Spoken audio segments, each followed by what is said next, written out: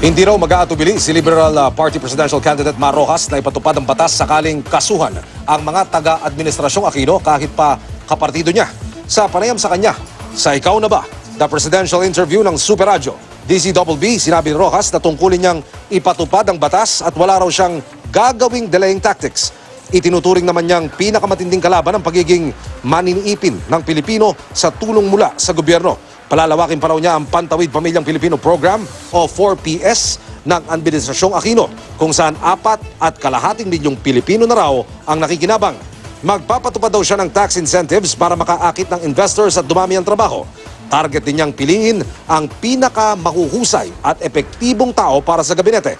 Bumwelta rin si Rojas sa pahayag ni Davao City Mayor Rodrigo Duterte na nag-breakdown siya sa Tacloban matapos manalasa ang bagyong Yolanda. Anya, tila ang pagpapasisante sa kanya ang tanging programa ni Duterte. Itinanggi niyang nagpapatama rin siya sa kanyang mga commercial TV ads laban kay Vice President Jejomar Binay.